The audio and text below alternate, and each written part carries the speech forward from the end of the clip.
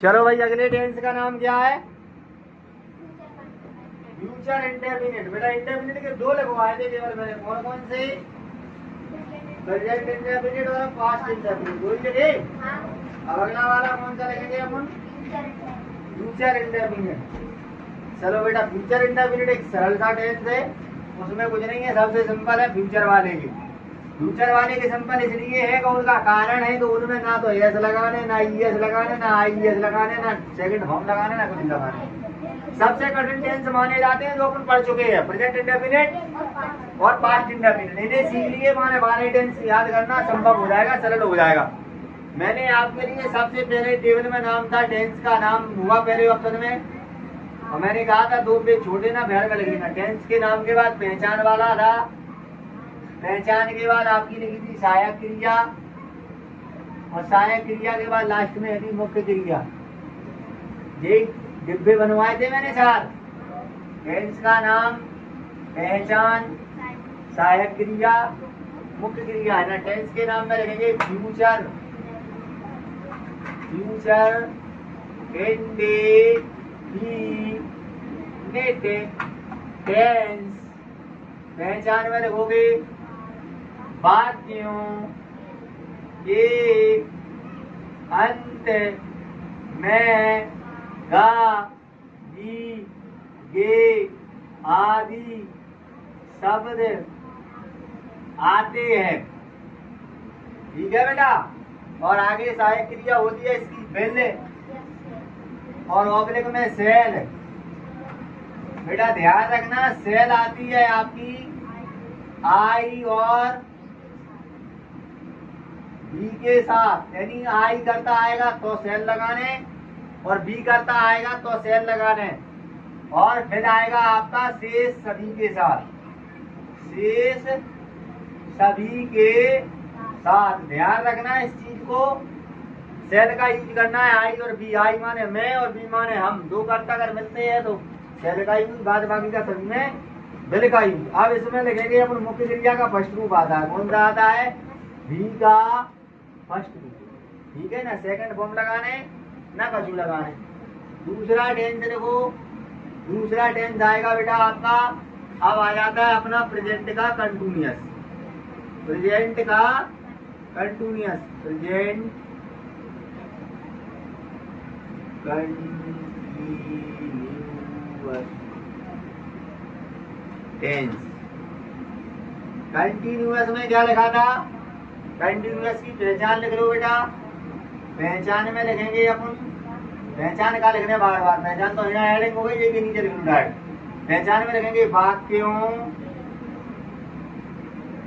के अंत में। मैंने आपको एक चार्ट बनवाया था छोटा सा, उसमें कहा था कंटिन्यूअस की पहचान क्या होती है? रहा। यदि कंटिन्यूअस वाले में जाओगे तो रहा से शुरुआत होगी, और मैंने कहा था प्रेजेंट की पहचान होती है, इसलिए प्रेजेंट कंटिन्यूअस की पहचान हो जाएगी रहा है, रही है, रहे हैं, और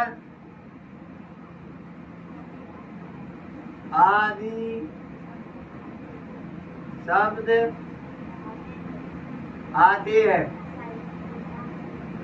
ठीक है। सहायक क्रिया होती है बेटा इज, एम, आर। ध्यान रखना, इज का प्रयोग एक वचन के साथ, एम का प्रयोग होता है बेटा आई के साथ, और आर का प्रयोग होता है बहुवचन के साथ।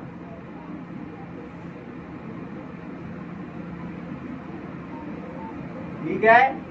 बस इसमें ध्यान रखना है, वर्ब का फर्स्ट रूप प्लस आई एन जी। सब में क्या जोड़ना है? आई एन जी जोड़ना है फर्स्ट रूप के संग, यानी V4 का यूज हो जाता है। ये हो जाएगा आपका। ठीक है, दो ही, और ज्यादा नहीं, केवल दो ही समझ लो। केवल दो से पढ़ लेंगे, 6 दिन में कंप्लीट हो जाएंगे। इसके बाद का देख लो, एग्जाम्पल देख लो, नियम देखो, सभी के लिए स्ट्रक्चर देखो। आपको नियम, आपको इस वाले नियम को याद रखना है हमेशा के लिए।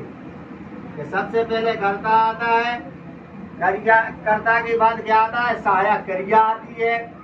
सहायक क्रिया के बाद बेटा क्या आती है? क्रिया आती है। क्रिया के बाद बेटा कर्म आता है। कर्म के बाद अन्य शब्द आता है। ये होता है अपना स्ट्रक्चर हर वाक्य के लिए, यानी कौन में सहायक क्रिया लगाने, कौन में नहीं लगाने, क्रिया को फर्स्ट रूप आने, सेकंड रूप आने, थर्ड रूप आने, टेंस के हिसाब से बदलता है। मुख्यतः टेंस का स्वरूप यही होता है, हर टेंस के लिए यही नियम होता है, यानी वाक्य जब भी बनेगा इसी स्वरूप में बनेगा। इसको इंग्लिश में क्या कहते थे? सब्जेक्ट। सहायक क्रिया के बोलते हैं बेटा हेल्पिंग वर्ब, और क्रिया के लिए बोलते हैं बेटा वर्ब, कर्म के लिए बोलते हैं बेटा ऑब्जेक्ट, अन्य शब्द के लिए बोलते हैं अदर वर्ड। ऐसा ही कुछ लिखवाया था।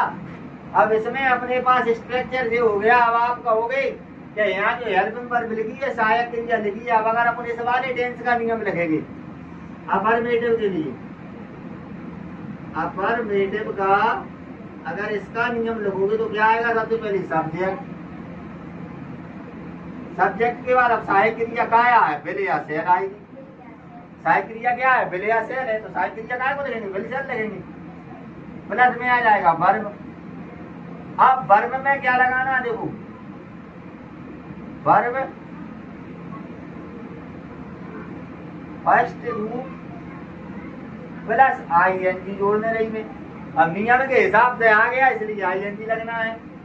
प्लस ऑब्जेक्ट आएगा, प्लस अदर वर्ड आएगा।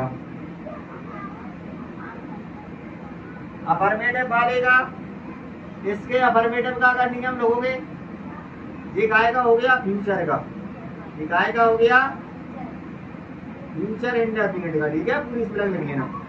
अब मैं अगर आपको प्रेजेंट इंडेफिनिट की बात करूं,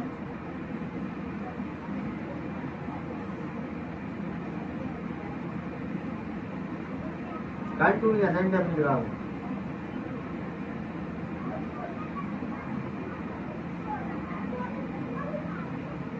इसका रूल क्या आ जाएगा अफर्मेटिव के लिए? सब गड़बड़ कर दिया। इसमें आईएनजी थोड़ी ना आना है, इसमें आईएनजी नहीं आना है। ठीक है, ऐसा रहना है। इसमें आएगी आईएनजी को, इसमें आएगा subject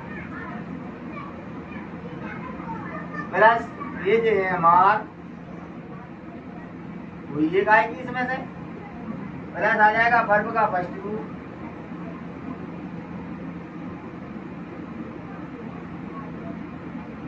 plus ING plus object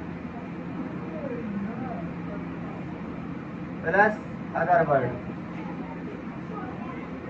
ठीक है, अब उदाहरण देख लो। उदाहरण यदि इसके लिखोगे तो आपको समझ में आएगा। उदाहरण यदि इसके लिखोगे सब समझ में आएगा। जैसे मैंने लिख दिया राम गाना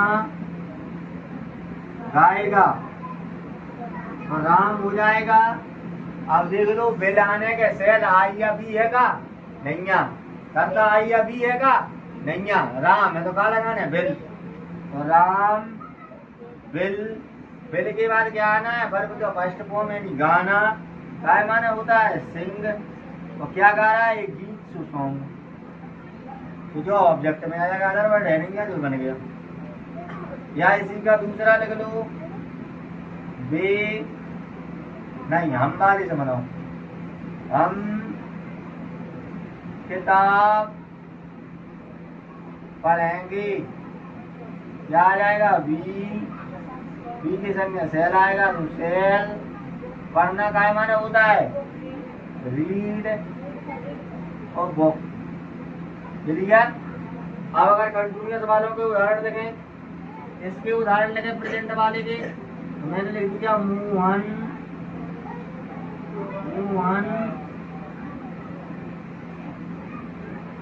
पत्र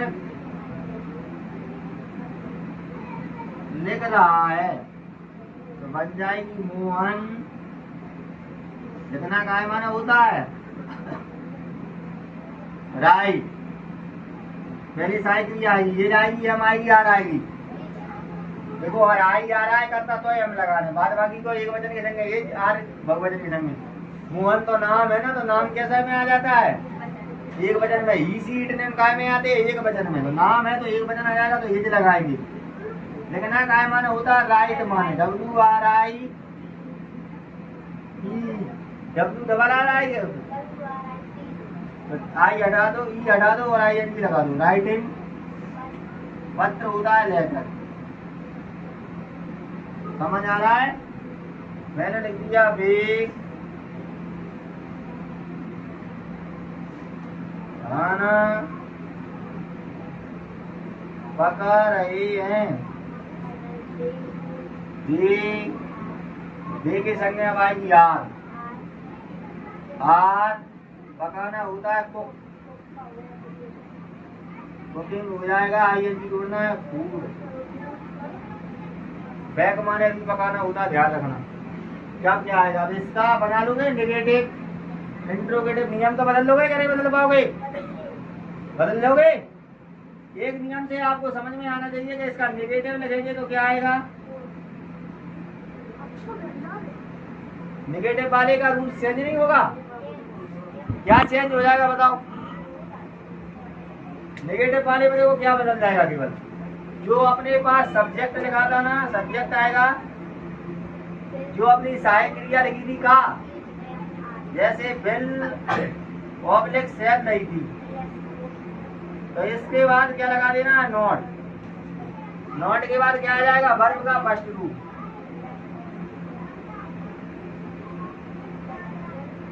प्लस में आ जाएगा ऑब्जेक्ट, प्लस अदर वर्ब। समझ में आ रहा है? ये तो हो गया काय का? फ्यूचर का। अगर अपन पास्ट की बात करें, पास्ट का प्रेजेंट की। प्रेजेंट कंटिन्यूअस के निगेटिव का नियम लिखेंगे तो सब्जेक्ट आ जाएगा, प्लस में आएगा is am are, plus not आ जाएगा। फिर वर्ब में ING, भी में ING आ जाएगा, प्लस ऑब्जेक्ट आ जाएगा, प्लस अदर वर्ड आ जाएगा। समझ में आ रहा है? ये हो जाएगा। यानी क्या चेंजेस आया वो नेगेटिव वाले में दिया गया। उस दिन मैंने जो रूल्स लिखे थे उनके आधार से आपको नेगेटिव के बाद इंट्रोगेटिव का बनाना है, इंट्रोगेटिव के बाद इंट्रोगेटिव नेगेटिव का बनाना है और WH वर्ड का सबके नियम लिखना है। उदाहरण मैं आपके बोले देता हूँ, घर से बना के लाना। नहीं बना पाओगे तो मैं बनवाऊंगा यहाँ। ठीक है बेटा?